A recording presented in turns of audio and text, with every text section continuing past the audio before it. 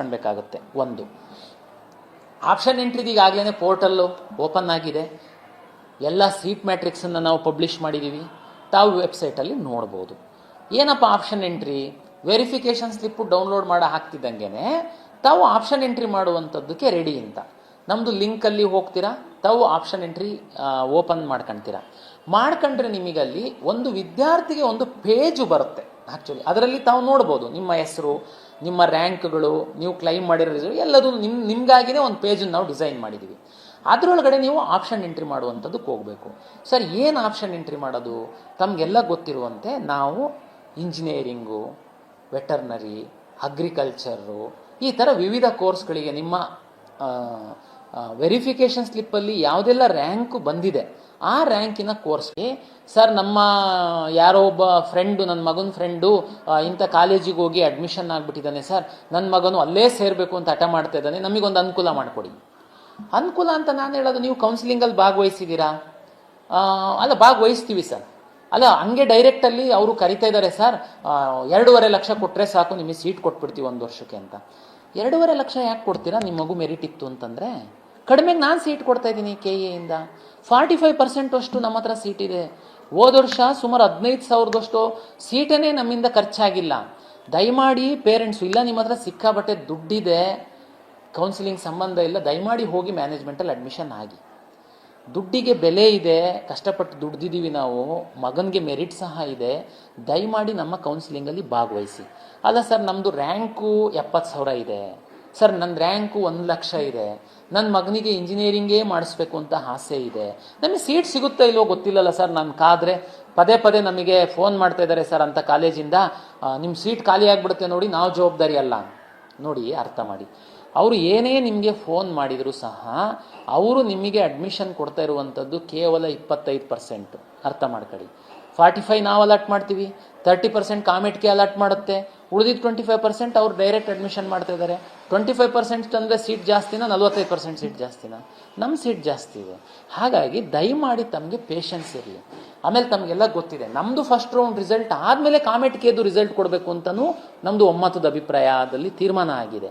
ಹಾಗಾಗಿ ನಾನು ಪೇರೆಂಟ್ಸಿಗೆ 50,000 ಇದೆ ಸರ್, 75,000 ಇದೆ ಸರ್, 1 ಲಕ್ಷ ಇದೆ ಸರ್, ನನಗೆ ಸಿಗುತ್ತೋ ಇಲ್ವೋ ಅನ್ನೋದು ಗೊತ್ತಿಲ್ಲ, ದಯಮಾಡಿ KA ವೆಬ್ಸೈಟಲ್ಲಿ ಹೋಗಿ ಹೋದ ವರ್ಷದ್ದು, ಅದರ ಹಿಂದಿನ ವರ್ಷದ್ದು ರ್ಯಾಂಕ್ಗಳ ಮಾಹಿತಿ ಇದೆ, ಕಾಲೇಜ್ ವೈಸು ಬ್ರ್ಯಾಂಚ್ ವೈಸು ಮಾಹಿತಿ ಇದೆ, ದಯಮಾಡಿ ತಾವು ಚೆಕ್ ಮಾಡ್ಕೊಳ್ಳಿ. ನಿಮಗೆ ಗೊತ್ತಾಗುತ್ತೆ, ಒಂದು ಐಡಿಯಾ ಬರುತ್ತೆ, ನನ್ನ ಮಗಂಗೆ ಸಿಗುತ್ತೋ ಇಲ್ವಾ, ಎಂಥ ಕಾಲೇಜಲ್ಲಿ ಸಿಗುತ್ತೆ ಅಂತ. ಒಂದು. ಎರಡನೇದು, ತಾವು ಅಗ್ರಿಕಲ್ಚರ್ ಕಾಲೇಜು 100% ನಾವೇ ಅಲಾಟ್ ಮಾಡ್ತೀವಿ. ಯಾವುದು ಖಾಸಗಿ ಅಗ್ರಿಕಲ್ಚರ್ ಕಾಲೇಜ್ ಕಳೆದ 2 ವರ್ಷದಿಂದ ಒಂದು ಶುರುವಾಗಿದೆ, ಅದರಲ್ಲಿ ಮಾತ್ರ 50% ಮೆರಿಟೋರಿಯಸ್ ಸ್ಟೂಡೆಂಟಿಗೆ ನಮ್ಮಿಂದ. ಸರ್ಕಾರಿ ಅಗ್ರಿಕಲ್ಚರ್ ಕಾಲೇಜು, ವೆಟರ್ನರಿ ಕಾಲೇಜು ತಮ್ಗೆ ಗೊತ್ತು ಸರ್ಕಾರದ ಮಾತ್ರ ಇದೆ ಅಂತ ಅಂದ್ಕೊಂಡು ನಾವೇನೇ 100% ಅಲಾಟ್ ಮಾಡ್ತೀವಿ.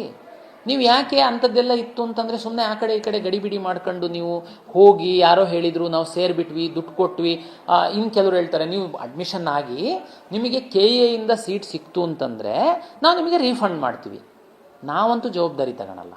ನಾವಂತೂ KAಗೆ ನಿಮಗೆ ಸೀಟ್ ಅಲಾಟ್ ಆದರೆ KAಗೆ ತಾವು ದುಡ್ಡು ಕಟ್ಟಬೇಕು, ಆಮೇಲೆ ನೀವು ಕಾಲೇಜಿಗೆ ಹೋಗಿ ಅಡ್ಮಿಷನ್ ಆಗೋದಿರುತ್ತೆ. ನಾನು ಆಪ್ಷನ್ ಎಂಟ್ರಿ ಮಾಡಿದ್ದಕ್ಕೆ ಪೋಷಕರಿಗೆ, ವಿದ್ಯಾರ್ಥಿಗಳಿಗೆ KA ಕೌನ್ಸಿಲಿಂಗಲ್ಲಿ ಭಾಗವಹಿಸಿ ಅಂತನ್ನುವಂಥದ್ದಕ್ಕೆ ನನ್ನ ಒಂದು ಸಮರ್ಥನೆ ಏನು ಅಂತಂದರೆ, 45% ಇಂಜಿನಿಯರಿಂಗ್ ಕಾಲೇಜು ಸೀಟ್ಗಳನ್ನ ನಾವೇ ಅಲಾಟ್ ಮಾಡೋದ್ರಿಂದ ಹೈಯೆಸ್ಟು ಸೀಟು ನಮ್ಮ ಬಳಿ ಇದೆ. ತಾವು ಕೌನ್ಸಿಲಿಂಗಲ್ಲಿ ಭಾಗವಹಿಸಿ, ನಿಮ್ಮ ಒಂದು ಅದೃಷ್ಟ ಪರೀಕ್ಷೆ ಮಾಡ್ಕೊಳ್ಳಿ, ನಿಮ್ಮದು ರ್ಯಾಂಕ್ ಎಷ್ಟಿದೆ ಅಂತೇಳಿ. ನರ್ಸಿಂಗು ನಾವೇನೇ 20% ಸರ್ಕಾರಿ ಸೀಟ್ಗಳು ಖಾಸಗಿ ಕಾಲೇಜುಗಳಲ್ಲೆಲ್ಲ ನಾವು ಅಲಾಟ್ ಮಾಡ್ತೀವಿ. ಗೌರ್ಮೆಂಟ್ ನರ್ಸಿಂಗ್ ಕಾಲೇಜ್ 100%, ಖಾಸಗಿ ಕಾಲೇಜುಗಳ 60% ಸೀಟ್ ಸಹ ಹೈಯರ್ ಫೀಸಿಗೆ ನಾವು ಮಾಡ್ತಾ ಇರುವಂಥದ್ದಿದೆ. ಹಾಗಾಗಿ ತಾವು ದಯಮಾಡಿ, ಇನ್ನೇನು ತುಂಬ ದಿನ ಇಲ್ಲ, ನಾವೀಗಾಗಲೇ ಕೌನ್ಸಿಲಿಂಗ್ ಶುರು ಮಾಡಿಬಿಟ್ಟಿದ್ದೀವಿ. ಇನ್ನು ಸ್ವಲ್ಪ ದಿನದಲ್ಲೇ ನಮ್ಮದು ರಿಸಲ್ಟ್ ಸಹ ಬರುತ್ತೆ, ಮಾಕ್ ರಿಸಲ್ಟ್ ಬರುತ್ತೆ, ನಿಮಗೆ ಐಡಿಯಾ ಬರುತ್ತೆ.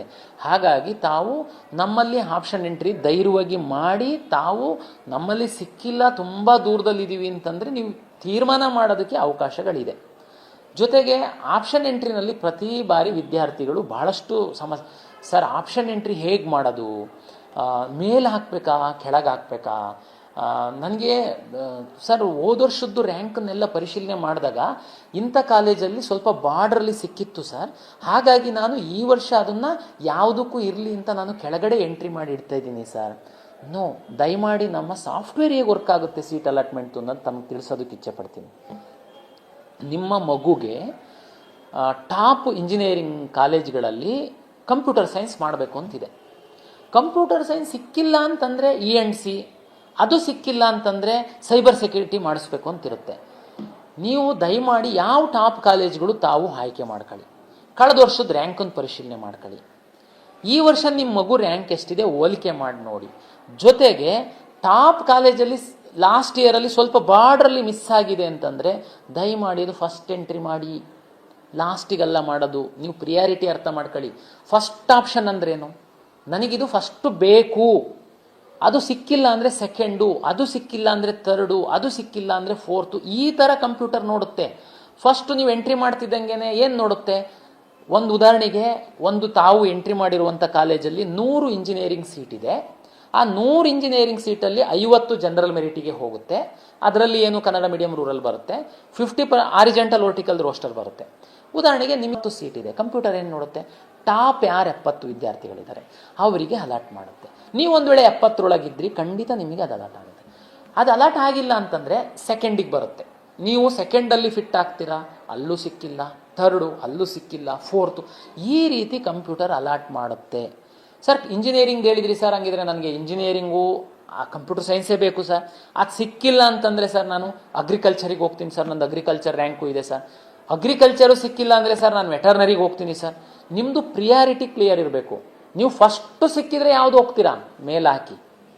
ಕಂಪ್ಯೂಟರ್ ಸೈನ್ಸ್ ಸರ್ ಅದು ಬಿಟ್ಟು ನನಗೆ ಬೇರೆ ಯಾವ ಇಂಜಿನಿಯರಿಂಗು ಬೇಡ, ಬಿಟ್ಬಿಡಿ, ಕಂಪ್ಯೂಟರ್ ಸೈನ್ಸ್ ಹಾಕ್ತೀರಾ. ಅದು ಸರ್ ಟಾಪ್ 10 ಕಾಲೇಜಲ್ಲಿ ಮಾತ್ರ ಬೇಕು, okay top 10 college computer science ಹಾಕ್ತೀರಾ. ಸರ್ ಕಂಪ್ಯೂಟರ್ ಸೈನ್ಸ್ ಟಾಪ್ 10 ಕಾಲೇಜಲ್ಲಿ ಸಿಕ್ಕಿಲ್ಲ ಅಂದರೆ ನಾನು ಅಗ್ರಿಕಲ್ಚರಿಗೆ ಹೋಗ್ತೀನಿ ಸರ್. ಓಕೆ ಅಗ್ರಿಕಲ್ಚರಲ್ಲಿ ಸರ್ ಕರ್ನಾಟಕದಲ್ಲಿರೋ ಎಲ್ಲ ಕಾಲೇಜಿಗೆ ಹೋಗಲ್ಲ ಸರ್, ನಾನು ಬೆಂಗಳೂರಲ್ಲಿರೋ ಕಾಲೇಜಿಗೆ ಮಾತ್ರ ಹೋಗ್ತೀನಿ. ಆಯಿತು, 10 ಟಾಪ್ ಇಂಜಿನಿಯರಿಂಗ್ ಕಂಪ್ಯೂಟರ್ ಸೈನ್ಸ್ ಆಯಿತು, ನೆಕ್ಸ್ಟ್ ಅಗ್ರಿಕಲ್ಚರ್ ಹಾಕಿ. ಅದು ಸಿಕ್ಕಿಲ್ಲ ಅಂದರೆ ವೆಟರ್ನರಿ, ಓಕೆ ಅದಕ್ಕೆ ಹಾಕಿ. ಈ ಥರ ನೀವು ನಿಮ್ಮ ಪ್ರಿಯಾರಿಟಿ ಹಾಕಿದರೆ ಕಂಪ್ಯೂಟರ್ ಅಲಾಟ್ ಮಾಡುವಾಗ ನಿಮಗೆ ಬೆಸ್ಟ್ ಯಾವುದಿದೆ ಅದನ್ನು ಅಲಾಟ್ ಮಾಡುತ್ತೆ. ಆಮೇಲೆ ಆಪ್ಷನ್ ಎಂಟ್ರಿ ಲಾಗಿನ್ ಓಪನ್ ಮಾಡ್ಕೊಂಡು ತಾವು ಈ ಹೋಮ್ವರ್ಕ್ ಎಲ್ಲ ಮಾಡ್ಕೊಳಕ್ಕೆ ಹೋಗಬೇಡಿ. ದಯಮಾಡಿ ತಾವು ಕಳೆದ ವರ್ಷದ ರ್ಯಾಂಕನ್ನು ಆಧರಿಸಿ ತಾವು ಸ್ವಲ್ಪ ಹೋಮ್ವರ್ಕ್ ಮಾಡ್ಕೊಳ್ಳಿ, ಬಿಳಿ ಹಾಳೆ ಮೇಲೆ ಎಲ್ಲ ಪ್ರಿಯಾರಿಟಿ ಬರ್ಕೊಳ್ಳಿ. ಆಮೇಲೆ ಲಾಗಿನ್ ಓಪನ್ ಮಾಡ್ಕೊಂಡ್ಬಿಟ್ಟು 10 ನಿಮಿಷದ ಕೆಲಸ ಓಪನ್ ಮಾಡಿ ಸಬ್ಮಿಟ್ ಮಾಡಿ ಒಂದು ಪ್ರಿಂಟೌಟನ್ನು ತೆಗೆದಿಟ್ಕೊಳ್ಳಿ. ಅಲ್ಲಿಗೆ ನಿಮ್ಮ ಆಪ್ಷನ್ ಎಂಟ್ರಿ ಮಾಡುವಂತಹ ಪ್ರಕ್ರಿಯೆ ಮುಗಿಯುತ್ತೆ.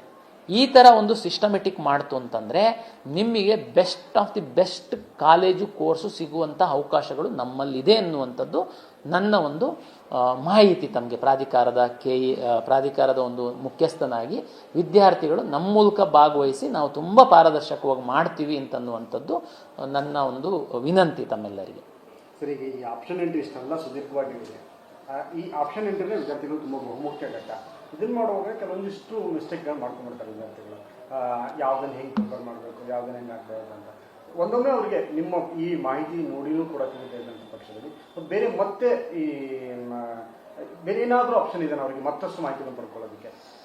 ಈಗ ನಾನು ಭಾಳ ಸ್ಪಷ್ಟವಾಗಿ ಹೇಳಿದ್ದೀನಿ, ಆದ್ರೂ ನೀವು ತಪ್ಪು ಮಾಡ್ತೀರಾ, ನೋ ಪ್ರಾಬ್ಲಮ್, ಚಿಂತೆ ಮಾಡಬೇಡಿ. ದಿಸ್ ಇಸ್ ಫಸ್ಟ್ ರೌಂಡಲ್ಲಿ ಮಾತ್ರ ನಾವು ಮಾಕ್ ರಿಸಲ್ಟನ್ನು ಅನೌನ್ಸ್ ಮಾಡ್ತೀವಿ. ಈಗ ಉದಾಹರಣೆಗೆ ಅಂಥದ್ದಾಗುತ್ತೆ, ಸಾಮಾನ್ಯವಾಗಿ ನೀವು ಎಷ್ಟೇ ಕಾಳಜಿ ವಹಿಸ್ತು ಅಂತಂದ್ರೂ ಇಷ್ಟೊಂದು ದೊಡ್ಡ ಕಾಲೇಜುಗಳು ಏನೋ ಟಾಪ್ ರ್ಯಾಂಕರ್ಸ್ ಇರ್ತೀರಾ, ನಿಮಗೆ ಗುರಿ ಕ್ಲಿಯರ್ ಇರುತ್ತೆ, ಆಗುತ್ತೆ. ಸ್ವಲ್ಪ ರ್ಯಾಂಕು ನಿಮ್ಮ ಅದೃಷ್ಟಕ್ಕೆ ಸ್ವಲ್ಪ ಈ ಸರಿ ಕಡಿಮೆ ಆಗಿಬಿಟ್ಟಿದೆ, ಆವಾಗ ನಿಮಗೆ ಸ್ವಲ್ಪ ಗೊಂದಲ ಆಗೋದು ಸಹಜ, ತಪ್ಪಾಗುವಂಥದ್ದು ಸಹಜ, ಚಿಂತೆ ಮಾಡಬೇಡಿ. ನಾವು ಮಾರ್ಕ್ ರಿಸಲ್ಟನ್ನು ಬಿಡ್ತೀವಿ. ಮಾರ್ಕ್ ರಿಸಲ್ಟ್ ಬಿಟ್ಟಾಗ ಕಾಲೇಜ್ ವಾರು ಕೋರ್ಸ್ ವಾರು ನಾವು ಕಟ್ ಆಫ್ ಸಹ ಹಾಕ್ತೀವಿ. ಆವಾಗ ನೀವು ಕಂಪೇರ್ ಮಾಡಿದರೆ ಗೊತ್ತಾಗುತ್ತೆ. ಫಾರ್ ಎಕ್ಸಾಂಪಲ್, ನಿಮ್ಮ ಫ್ರೆಂಡ್ಸಿಗೆ ಒಳ್ಳೆ ಕಾಲೇಜ್ ಸಿಕ್ಬಿಟ್ಟಿರುತ್ತೆ, ನಿಮ್ಗಿಂತ ಕಡಿಮೆ ರ್ಯಾಂಕ್ ಇದೆ, ನಿಮಗೆ ಸಿಕ್ಕಿಲ್ಲ, ನೀವೇನು ಗಡಿಬಿಡಿ ಮಾಡಿ ಅವಾಗ ತೆಗೆದು ನೋಡಿದರೆ ಗೊತ್ತಾಗುತ್ತೆ ನೀವು ಅದು ಆಪ್ಷನ್ ಎಂಟ್ರಿನೇ ಮಾಡಿರಲ್ಲ, ಅದಕ್ಕೋಸ್ಕರ ಸಿಕ್ಕಿಲ್ಲ. ಸರ್ ಇದು ಅನ್ಯಾಯ ಇಲ್ಲ, ಏನು ಅನ್ಯಾಯ ಇಲ್ಲ. ಮಾರ್ಕ್ ರಿಸಲ್ಟ್ ಆದಮೇಲೆ ನಿಮಗೆ ಇನ್ನೂ ಕ್ಲಾರಿಟಿ ಬರುತ್ತೆ. ನೀವು ಮಾರ್ಕ್ ರಿಸಲ್ಟ್ ಆದಮೇಲೆ ನಾನು 4-5 ಡೇಸ್ ನಿಮಗೆ ಒಂದು ಪೀರಿಯಡ್ ಕೊಡ್ತಾ ಇದ್ದೀನಿ, ವಿಂಡೋ ಪೀರಿಯಡ್ ಇರುತ್ತೆ ನಿಮಗೆ, ಆವಾಗ ನೀವು ರೀಅರೇಂಜ್ ಮಾಡ್ಬೋದು. ನಾವು ಟೈಮ್ ಟೇಬಲ್ ನೋಡಿ, ನಾನು 5 ದಿನ ಏನೋ ಕೊಟ್ಟಿದ್ದೀನಿ, ಈ ಬಾರಿ 3 to 4 ಡೇಸ್ ನಾವು ಕೊಟ್ಟಿರ್ತೀವಿ. ನೀವು ಮಾರ್ಕ್ ರಿಸಲ್ಟ್ ಆದಮೇಲೆ ನೀವು ನಿಮ್ಮ ಲಾಗಿನ್ ಓಪನ್ ಮಾಡ್ಕೊಂಡ್ಬಿಟ್ಟು ನೀವು ಆಗ್ಲೇ ಆಪ್ಷನ್ ಎಡಿಟ್ ಎಲ್ಲ ನೀವು ಏನು ಬೇಕಾದ್ರೂ ಮಾಡ್ಬೋದು, ಡಿಲೀಟ್ ಮಾಡ್ಬೋದು, ಮೇಲೆ ಕೆಳಗೆ ಮಾಡ್ಬೋದು, ಹೊರಗಿಂದ ಆಪ್ಷನ್ ಯಾವುದಾದ್ರೂ ನೀವು ಹಾಕಿಲ್ಲದೊಂದು ಆಪ್ಷನ್ ತಗೊಂಡು ಬಂದು ಹಾಕ್ಬೋದು. ಇದರಿಂದ ನಿಮಗೆ ಅವಕಾಶ ಇದೆ. ಹಂಗಾಗಿ ಫಸ್ಟ್ ಟೈಮ್ ಮಿಸ್ ಮಾಡಿದರೆ, ತಪ್ಪು ಮಾಡಿದರೆ ಏನು ಚಿಂತೆ ಮಾಡಾಗತ್ತೆ ಇಲ್ಲ. ಮಾಕ್ ರಿಸಲ್ಟ್ ಆದಮೇಲೆ ನೀವೇನು ಮಾಡ್ತಿರಲ್ಲ ಅದು ಮಾತ್ರ ಭಾಳ ಸ್ಪಷ್ಟವಾಗಿ ಮಾಡಬೇಕು. ಯಾಕೆಂದ್ರೆ ಮತ್ತೆ ನಿಮಗೆ ಅವಕಾಶ ಕೊಡಲ್ಲ. ಒಂದು ಮಾರ್ಕ್ ರಿಸಲ್ಟು ಅದಾದಮೇಲೆ ಏನು 3 ಡೇಸ್ ನಾವು ರೀಅರೇಂಜ್ ಮಾಡೋದಕ್ಕೆ ಅವಕಾಶ ಕೊಟ್ಟಿರ್ತೀವಿ. 3 ಡೇಸ್ ಆದ ನಂತರ ನಾವು ಫ್ರೀಸ್ ಮಾಡ್ತೀವಿ. ಮಾಡಿ ನಾವು ರಿಸಲ್ಟನ್ನು ಪಬ್ಲಿಷ್ ಮಾಡಿದಾಗ ಆವಾಗ ಮಾತ್ರ ನೀವು ಅದು ಫೈನಲ್ಲು. ಇಲ್ಲ ಸರ್ ಅವಾಗಲೂ ಮಿಸ್ ಆಯಿತು, ಚಿಂತೆ ಮಾಡಬೇಡಿ. ಮಿಸ್ ಅಂತಂದ್ರೆ ಹೆಂಗೆ, ಫಸ್ಟ್ ರೌಂಡ್ ರಿಸಲ್ಟ್ ಅನೌನ್ಸ್ ಮಾಡಿದ ಮೇಲೆ ಸಹ ಕೆಲವು ವಿದ್ಯಾರ್ಥಿಗಳು ಇಂಥವ್ರು ಇರ್ತಾರೆ ಅಂತ ಗೊತ್ತಿದ್ದೇನೆ. ನಮ್ಮ ಹಿಂದಿನವ್ರು ಈ ಥರ ತುಂಬ ನಮ್ಮ ಅಪ್ಲಿಕೇಶನ್ ಎಷ್ಟು ಚೆನ್ನಾಗಿ ಡಿಸೈನ್ ಮಾಡಿದ್ದಾರೆ ಅಂತಂದರೆ, ಫಸ್ಟ್ ರೌಂಡ್ ರಿಸಲ್ಟ್ ಅನೌನ್ಸ್ ಮಾಡಿದ ಮೇಲೆ ಸಹ 4 ಚಾಯ್ಸನ್ನು ನಾವು ಅವ್ರಿಗೆ ಕೊಡ್ತೀವಿ.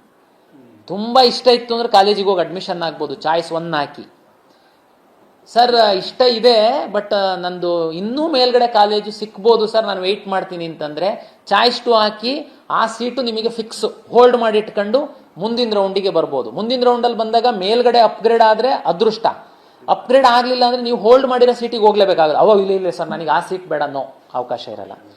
ಸರ್ ಇಲ್ಲ ಸರ್ ಈಗ ಸಿಕ್ಕಿರೋದು ಬೈ ಮಿಸ್ಟೇಕ್ ಹಾಕ್ಬಿಟ್ಟಿದ್ದೆ ಸರ್, ನಾನು ಇದೇ ಅಲಾಟ್ ಆಗಿಬಿಟ್ಟಿದೆ ಸರ್, ನನಗೆ ಇದು ಇಷ್ಟ ಇಲ್ಲ ಸರ್, ನಂದ್ರಲ್ಲಿ ಇನ್ನೂ ಮೇಲ್ಗಡೆ ಇರೋದು ಕೆಳಗಡೆ ಒಳ್ಳೊಳ್ಳೆ ಕಾಲೇಜ್ ಇದಾವೆ ಸರ್, ಅದು ನನಗೆ ನೆಕ್ಸ್ಟ್ ರೌಂಡಲ್ಲಿ ಸಿಕ್ಕಿದ್ರೆ ನಾನು ಹೋಗ್ತೀನಿ ಅಂದರೆ ಚಾಯ್ಸ್ 3 ಹಾಕಿ. ಸಿಕ್ಕಿರೋದು ಡಿಲೀಟ್ ಆಗಿ ಹೋಗ್ಬಿಡುತ್ತೆ. ಆವಾಗ ನೆಕ್ಸ್ಟು ನಿಮಗೆ ಎಲ್ಲ ನಿಮ್ಮ ಏನು ಬುಟ್ಟಿ ಒಳಗಡೆ ಇರುತ್ತೆ ಅಷ್ಟು ಕಾಲೇಜ್ ಇರ್ತವೆ. ನಾನು ಹೇಳ್ತೀನಿ ಆಮೇಲೆ ಏನು ಮಾಡಬೇಕು ಅಂತ. ಸರ್ ಇಲ್ಲ ಸರ್ ನಿಮ್ದೆಲ್ಲ ಕೌನ್ಸಿಲಿಂಗ್ ಮಾಡೋದ್ರೊಳಗಡೆ ನಮ್ಮ ತಂದೆ ತಗೊಂಡೋಗಿ ಒಂದು ಪ್ರೈವೇಟ್ ಕಾಲೇಜಿಗೆ ಸೇರಿಸ್ಬಿಟ್ರು ಸರ್, ನಾನು ಎಲ್ಲ ಅಡ್ಮಿಷನ್ ಮಾಡಿಸ್ಬಿಟ್ಟಿದ್ದೀನಿ ಸರ್, ನಿಮ್ಮ ಕೌನ್ಸಿಲಿಂಗ್ ಸವಾಸ ನಮಗೆ ಬೇಡ ಸರ್, ಚಾಯ್ಸ್ 4 ಹಾಕಿ ಎಕ್ಸಿಟ್ ಆಗಿ ಹೋಗಿ. ಓಕೆ, ಈ ನೆಕ್ಸ್ಟ್ ರೌಂಡ್ ನನ್ನದು ಟೈಮ್ ಟೇಬಲ್ ಬರುತ್ತೆ. ಆವಾಗ ನನ್ನ ಹತ್ರ ಯಾರ್ಯಾರಿದ್ದಾರೆ, ಚಾಯ್ಸ್ 2 ಹಾಕಿರೋರು ಇದ್ದಾರೆ, ಚಾಯ್ಸ್ 3 ಹಾಕಿರೋರು ಇದ್ದಾರೆ. ಚಾಯ್ಸ್ 1 ಹಾಕಿರೋರು ನಮ್ಮ ಸಿಸ್ಟಮಿಂದ ಹೋಗಿದ್ದಾರೆ. ಚಾಯ್ಸ್ 2 ಹಾಕಿರೋರು ಒಂದು ಸೀಟ್ ಹೋಲ್ಡ್ ಮಾಡಿ ಇಟ್ಕೊಂಡಿದ್ದಾರೆ. ಅವ್ರು ಲಾಗಿನ್ ಓಪನ್ ಮಾಡ್ತು ಅಂತಂದರೆ ಹೋಲ್ಡ್ ಮಾಡಿರೋದಕ್ಕಿಂತ ಮೇಲ್ಗಡೆ ಇರೋ ಕಾಲೇಜು ಕಾಣ್ತವೆ ಅವರಿಗೆ. ಅದನ್ನ ರೀಅರೇಂಜ್ ಮಾಡ್ಬೋದು, ಡಿಲೀಟ್ ಮಾಡ್ಬೋದು. ಹೊಸದು ಅಂತಂದ್ರೆ ತಮ್ಗೆ ಗೊತ್ತು ವಿದ್ಯಾರ್ಥಿಗಳು ಇನ್ನೂ ಸ್ವಲ್ಪ ವಿಚಾರ ಮಾಡಿ ಮೇಲೆ ಕೆಳಗೆ ಎಲ್ಲ ವಿದ್ಯಾರ್ಥಿಗಳು ಮಾಡ್ತಾರೆ. ಆ ಥರ ತಾವು ಸಹ ಮಾಡ್ಬೋದು. ಆದರೆ ನಮ್ಮ ಹಿಂದಿನ ಒಂದು ಅನುಭವಗಳ ಪ್ರಕಾರ ಒಂದು 90% ಚೇಂಜ್ ಆಗಲ್ಲ. ಒಂದು 10% ಮಿಸ್ಟೇಕ್ ಮಾಡಿರೋದಕ್ಕೋಸ್ಕರ ಸ್ವಲ್ಪ ಮೇಲೆ ಕೆಳಗೆ ಆಗ್ಬೋದು. ಬಟ್ 90% ಅದು ಸಿಗುತ್ತೆ, ಅದೇನೇ ಸಿಗುತ್ತೆ. ಯಾಕೆಂದರೆ ತುಂಬ ಮಕ್ಕಳಿಗೆ ಅವೇರ್ನೆಸ್ ಇದೆ. ಮಾರ್ಕ್ ಬಿಫೋರೇನೆ ಅವರು ತುಂಬ ಚೆನ್ನಾಗಿ ಸ್ಟಡಿ ಮಾಡಿ ಹಾಕಿರ್ತಾರೆ. ನೆಕ್ಸ್ಟು ಮೇಲೆ ಕೆಳಗೆ ವೇರಿಯೇಷನ್ ಮಾಡಿದ್ರೂ ಸಹ ಒಂದು 5-10% ವೇರಿಯೇಷನ್ ಮಾಡ್ತಾರೆ. ರಿಸಲ್ಟಲ್ಲಿ ಬಹಳ ದೊಡ್ಡ ಅಜಗಜಾಂತರ ವ್ಯತ್ಯಾಸ ಆಗಲ್ಲ. ಮಾಕ್ ಎಕ್ಸಾಮ್ ಅನ್ನು ಅವರು ಬಹುತೇಕ ತಮ್ಮ ಫೈನಲ್ ಆಗಿ ನೋಡ್ಕೊಳ್ಬೇಕು. ಮಾಕ್ ರಿಸಲ್ಟಲ್ಲಿ ಉದಾಹರಣೆಗೆ ಮಾಕ್ ರಿಸಲ್ಟಲ್ಲಿ ಫಸ್ಟ್ ಆಪ್ಷನ್ ಹಾಕಿರೋದೇ ಅವನಿಗೆ ಸಿಕ್ಕಿದೆ, ಅವನೇನು ಚೇಂಜ್ ಮಾಡೋ ಅಗತ್ಯನೇ ಇರಲ್ಲ. ಅದೇನೇ ಅವನಿಗೆ ನೆಕ್ಸ್ಟು ಸಹ ಕಂಟಿನ್ಯೂ ಆಗ್ಬೋದು. ಇಲ್ಲ ಬೇರೆ ಯಾರಾದರೂ ಮಿಸ್ಟೇಕ್ ಮಾಡಿ ಹಾಕಿತ್ತು ಅಂತಂದರೆ ಚಾಯ್ಸ್ ಆಪ್ಷನ್ 2 ಬರ್ಬೋದು. ಬಟ್ ಮಾಕ್ ಒಂದು ಐಡಿಯಾ ಬರುತ್ತೆ ನಿಮಗೆ, ನೀವು ಯಾವ ಸ್ಥಾನದಲ್ಲಿದ್ದೀರಾ ಅನ್ನುವಂಥದ್ದು ಒಂದು ಐಡಿಯಾ ಬರುತ್ತೆ.